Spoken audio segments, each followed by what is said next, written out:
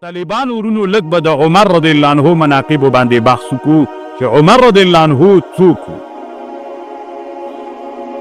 طالبانو ورونو عمر چې و دا د رسول صلی الله علیه وسلم په صحابو کې یو صحابي و چې تقریبا شپږم کال د هجرت کې نه شپږم کال د بعثت کې الله عز وجل د ایمان نصیب کړیو د عمر رضی الله عنه. چا وی کوښتنه ترنه وکړه نه چې فاروق تا ته ولې وایي عمر فاروق ولې تا ته عمر وایي عمر ابن الخطاب العدوي القرشي. دی وایي علما نه درې ورځې مخکې د ما د اسلام نه د اسلام لوی زمری اسد الله و اسد رسوله حمزه ابن ابي طالب هغه ما نه مخکې وي درې ورځې مخکې ایمان راوړی و. علت یې دا و د ایمان راوړلو یې وایي یو ورځ ابو جهل نبي علیه السلام ته کنځا کړې وي پکې ورته لیدلې وي او دې وخت کې هغه نه و حمزه رضی الله عنه مکې کې نه و چېرته تللی و. حمزه ته چې بېرته راغی نو ښځې ورته ویلې چې تا وراره ته نن ابو جهل کنځا کړېږي.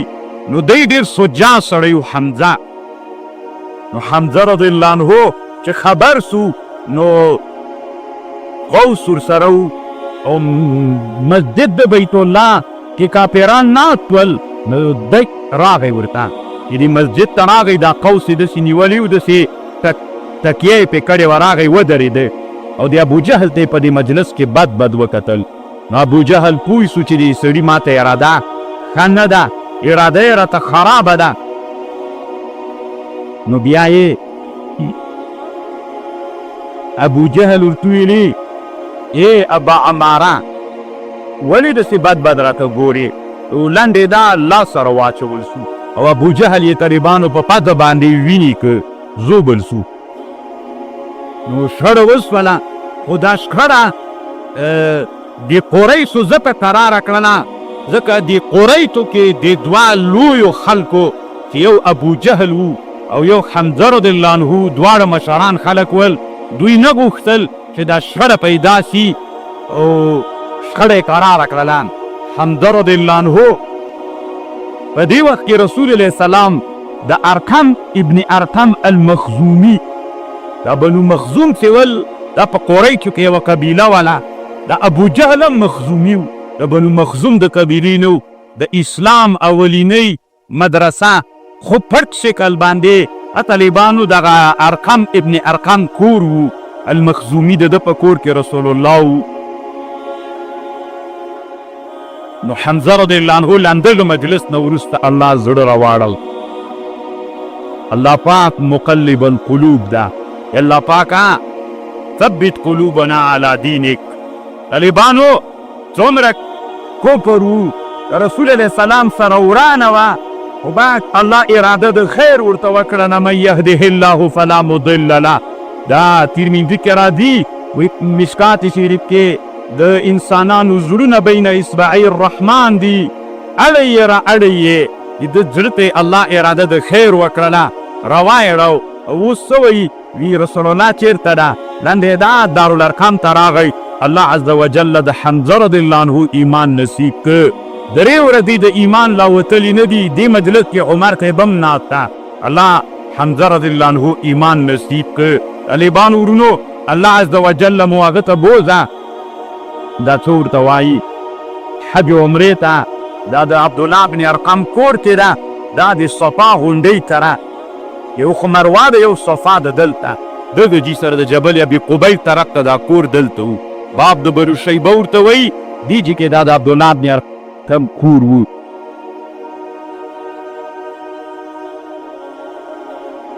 بې طالبانو ورونو عمر سے گوئی ما ورته ویلي چې تا ولې د پلارو د نیکه دین پرېښوده د محمد دین ته لاړلې خو خیر هغه خبرې ورته وکړلې. عمر رضی الله عنه درېیمه ورځ ده د حمزه رضی الله عنه د ایمان د ورځې درېیمه ورځ ده. عمر رضی الله عنه راووته توره ورسره ده نو دلته یو سړی ولیده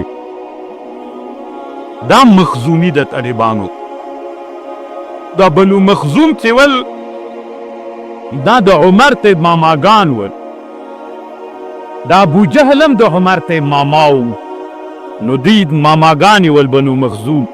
نو هغه مخزومي تړی ولیده، نو عمر که یې ورته ویلي ته هم لکه له دین نه اوښتلی خوشکه یې ورسره وکړه.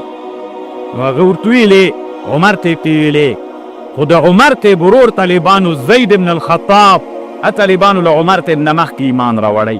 دغه عمر ته دومره وهلی همغه خپل ورور په اسلام باندې ډېر زورولی ده. خو ځکه طالبانو صحیح دی مسلمان وو، خو څومره حیثیت چې د قریشو په ټولنه کې عمر صاحب درلوده، الله عز وجل د ده په ایمان باندې د اسلام په ټولنه کې یو بدلون راوړ او یو خطرناکه سړی و عمر رضی الله عنه. له دې نه یوه ورځ مکې یا څو ورځې مکې طالبان ورونو یو جومات ته مکې مکرمې کې دې ته مسجد الاجابه وایي. الله مو وروله طالبانو مکې مکرمې کې، خو لږ لرې د په پښو مزل د مسجد الاجابه ورته وایي. دې ته طالبانو خیب د بني کنانیم دیجي ته وایي، او دا هغه ځای ده چې کافرانو په دیجي کې د نبي علیه السلام په ضد تورونو کې چې مجبوري کړي چې له مکې نه وځي، او دا هغه ځای هم د علما وایي چې عمر صاحب ته رسول علیه السلام دعا وکړه او الله دعا قبوله کړې، دې ته مسجد الاجابه وایي. اوس نبي علیه السلام دعا وکړله یو ورځ مکې چې الله پاکه د ایمان نصیب کې په دوه کسانو کې د هر یو ایمان چې نصیب کې نصیب کا، یا د ابو جهل عمرو ابن الهشام یا د عمر ابن الخطاب، د دې دواړو کې دی ونی ایمان نصیب کا. نو عمر رضی الله عنه د بني مخزوم د قبیلې یو سړي سره مخ کېدي، هغه د خوشکې ورته وکړې، هغه ورته ویلي عمره ډېر غږېږه مه، که ډېر د اسلام سره ورانه وي خپل کور نه دې اول شروع کړه، د تا په کور کې خلکو ایمان راوړی وي، چا راوړی ده؟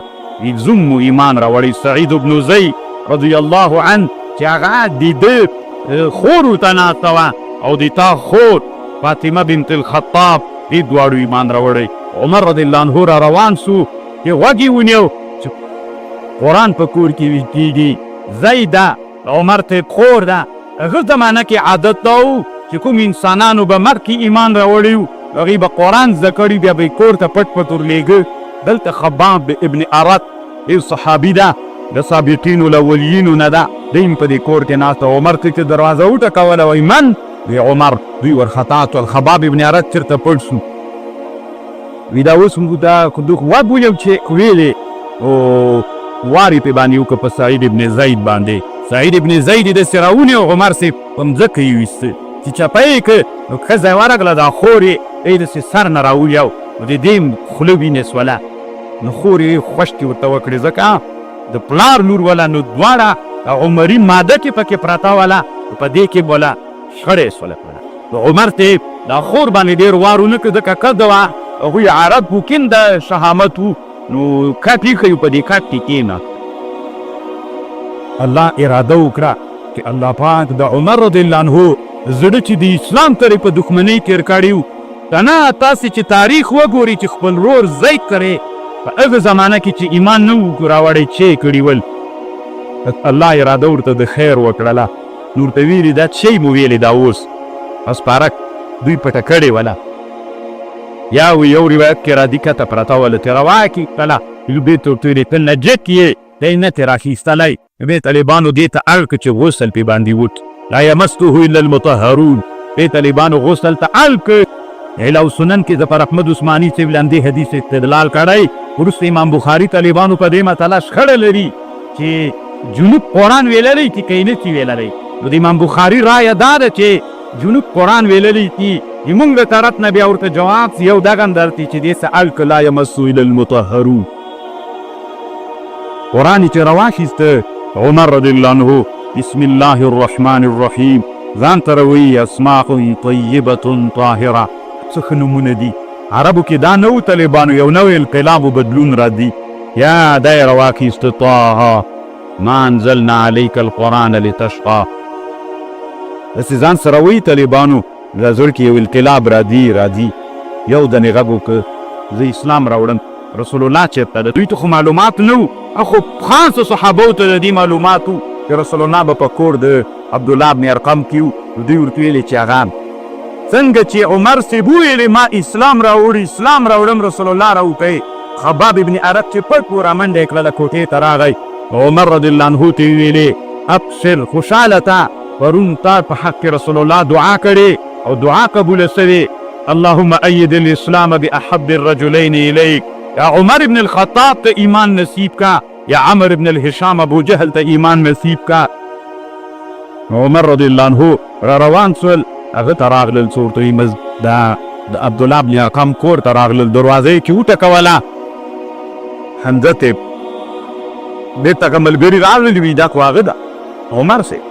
حمزه صاحب ورته ویلي وي راپرېږ، که بل شر دپاره راغلی زه کار کوم، که دوی دواړه قوي خلک ول نور واړه توهابول، که شر ته راغلی زه کار کوم، او که خیر ته راغلی. دلته چې حمزه صاحب را روان سو رسول الله هم خبر سو، هم له مجلس نه راپورته سو. عمر رضی الله عنه راننوته د کور د ابن ارقم کور ته، او داسې ورخطا غوندي او نبی صلی الله علیه وسلم په لاس باندې د توحید کلمه وویلې. چې کلمه یې ویلې د دارالارقم په کور کې طالبانو د تکبیرونو نارې سولې. مکه مکرمه غرونه ده، غره کې د تکبیر غږ سنګازي کوي ټوله مکه. په سوونو په زرګونو کاله بعد د توحید نارو ولړدوله. نو کله چې د تکبیرونو نارې سولې، نو عمر رضی الله عنه نبی صلی الله علیه وسلم ته وایي موږ په حق یو که په باطل؟ وایي په حق باندې یو. نو وایي موږ ولې بیت الله کې په ښکاره باندې مونځ عبادت نه کوو؟ نو عمر رضی الله عنه دوه ډلې سول. یوه ډله مشرۍ د حمزه رضی الله عنه سوله، یوه ډله طالبانو د عمر رضی الله عنه په مشرۍ سوله. دواړه طالبانو له بېلو لارو نه بیت الله ته راکته سول. یو په یوه کوڅه باندې نارې وهلې د تکبیرونو، بل په بله کوڅه باندې ټول اورید په دیوالو را ودرېدل. دا اوس خو طالبانو بیت الله نه کورونه ډېر لرې دي، مکې ډېر نږدې ول بیت الله ته کورونه. ته دومره کا ډېره مسافه وه طالبانو لکه بې دیوال نه تر دغه دیواله پورې نور متصل کورونه له بیت الله سره وی. ستی را ودرېدل او سر و سور د تکبیرونه دي انسانانو کې. لکه د تکبیر زور خو طالبانو ډېر بیخي ډېر خطرناکه زور ده که نه. یعنې د د انسان په زړه باندې رعب ورننه باسي. نو الله عز وجل د عمر رضی الله عنه ایمان نصیب که. فسمانی رسول الله صلی الله علیه وسلم الفاروق یومئذ وفرق بین الحق والباطل. ځکه د حق د باطل په مابین کې په دې ورځ باندې په ښکاره باندې هغه راغی. نو ځکه ورته وایي عمر الفاروق. په تنګېږئ به نه طالبان، یو دوه ورځې زه د عمر ته په مناقبو بحث تېروم. څومره صحابو به چې ایمان راوړ، ایمان به یې پک. عمر رضی الله عنه دی وایي چې ما کله ایمان راوړ نو ځان ته مې ویلي چې تر ټولو نه سرسخته دښمن د اسلام څوک ده؟ په دې مې فکر وکړو چې راپو یاد سو چې ابو جهل ده. ابو جهل نوم طالبانو عمر ابن الهشام و.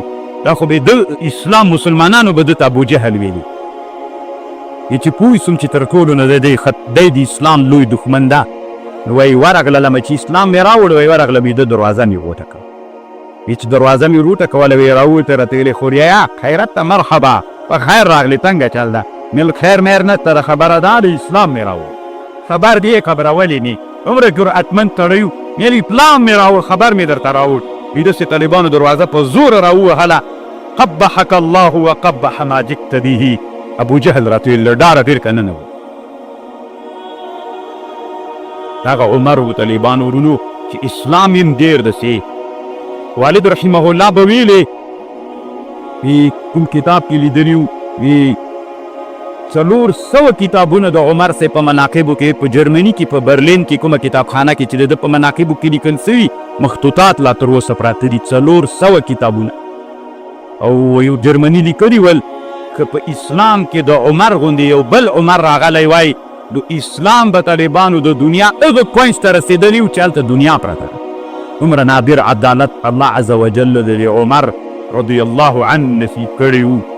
عمر طالبانو کله چې د خلافت زمانه ولا د عمر سے نو د متر والی چې عمر ابن العاص نومېده. عمر ابن العاص نام طالبانو ډېر هوښیار صحابي تېر سوی، ډېر سیاسي و مجاهد، ډېر د قربانۍ کړي دي. نو دی د مصر والی تېر سوی ده. نو دی په مصر کې دا بحیرة النیل تېره سوې ده. دا نیل ته دا طالبانو د دنیا یوه ډېره نادره سیند ده. دا نیل ډېرې نادرې دي، پې باندې علما ډېر بحثونه کوي په نیل باندې. هلته تې ورسره هغه سو نو دا نیل اوبه وچې سولې. په کال کې یوه میاشت وله چې بونه به یې دې میاشت کې ته ویلې دوی په حساب باندې. نو دوی به داسې کول یا به یې وجیلۍ له مور و پلار نه په پیسو واخیستله، هغه به یې ښه ښایسته کړله، بیا به یې اوبو ته ور واچول. اوبو ته به یې چې ور واچوله دا اوبه به را روانې شو، اوبو به مزل و. نو اوس خو اسلام راغلی ده، نو عمر ابن العاص رضی الله عنه ته راغی، وی دا نیل داسې یو عادت لري. عمر ابن العاص ورته ویلي اسلام ته دا یهدم ما کان قبله، اسلام نه مخکې چې کوم شیان وو اسلام نه مني، دا کار پرې. نو طالبان ورونو دا اوبه وچېدلې او مصر کې چې نیل نه وي طالبانو مصر هلاک ده. عرب وایي لولا النیل لهلک المصر. طالبانو داسې هغه حالت ته راغی. سبا ته د مصر اخترو د فراعنو اختر ورځې وله، نو دوی اراده وکړه چې ځتي سبا ورځ باندې ټول له مصر نه وکوچېږي، لاړ چې ځکه اوبه وچې سولې. چې اوبه وچې سولې دي جنې د تګ اراده وکړله چې مزل وکړي او لاړ تي ترې نه. دلته عمر صاحب چې دا اوس موږ څنګه حالت سره مخ شو.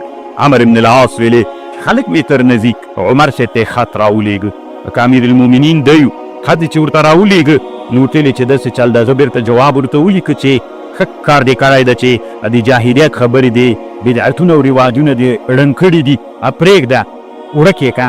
خط یې ورته ولیکه طالبانو ورونو من عبدالله عمر امیر المؤمنین الی